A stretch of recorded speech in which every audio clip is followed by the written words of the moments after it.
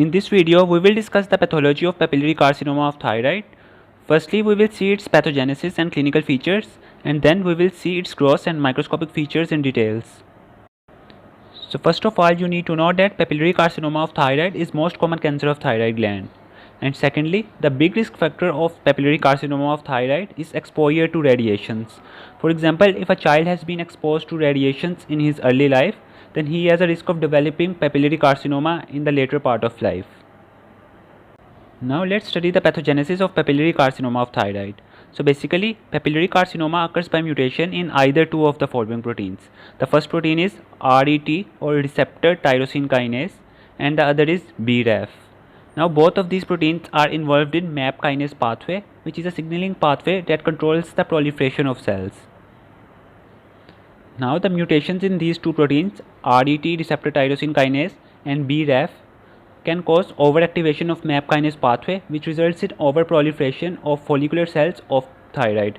This results in formation of papillary carcinomas of thyroid. So basically the mutations occur at level of receptor tyrosine kinase or BRAF. Now let's come to the clinical features of papillary carcinoma of thyroid. So basically the papillary carcinoma presents as painless mass in neck, and you know that almost all of the cancers are painless.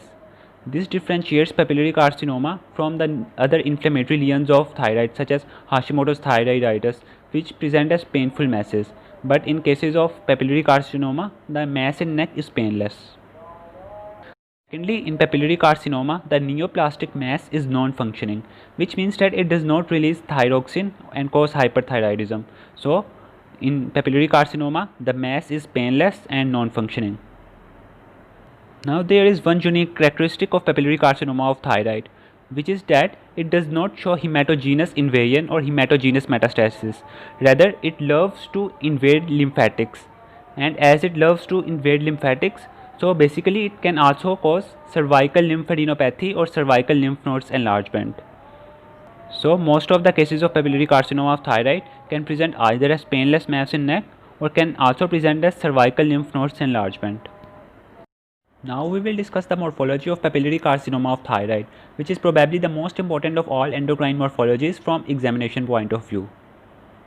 So on gross specimen, papillary carcinoma usually appears as a solitary or a single mass, or it may be present in form of multifocal masses. But whether it is a solitary or multifocal masses, it does not cause symmetric and diffuse enlargement like that of Graves' disease. So papillary carcinoma presents as solitary or multifocal masses on gross specimen. Secondly, as it is a cancer, so it might not have a well-defined capsule. Thirdly, if you cut the specimen, the cut surface will show projections or papilla as implied by the name papillary carcinoma. So overall on gross morphology, you see solitary or multifocal masses, you see ill-defined capsules, or you see cut surface showing papilla. Now let's come to the microscopic features of papillary carcinoma, and for this the keywords to remember are papillary carcinomas have special nuclei and semomas. So this is some sort of a rhyming phrase because carcinomas rhymes with semomas. Now let's translate this into a microscopic picture. The first keyword is papillary. So you see that tumor consists of branching papilla, and these papilla have fibrovascular cores. You will be remembering that the papilla in Graves' disease do not have these fibrovascular cores. And of course, these papilla will also be lined by cuboidal cells that form single or double layers. So you can see in this diagram that there are multiple finger-like projections that are called papilla, and these papilla have fibrovascular cores, which means fibrous tissue and vascular tissue. And these papilla are also lined by layer of cuboidal epithelium. Now our second keyword is carcinomas, and you know that carcinomas implies invasion. So these tumors show foci of lymphatic invasion. Now this is an important point of difference because unlike other tumors, these carcinoma rarely show hematogenous invasion, and instead of hematogenous or blood vessels invasion, they tend to show lymphatic invasion. So you will see foci of lymphatic invasion.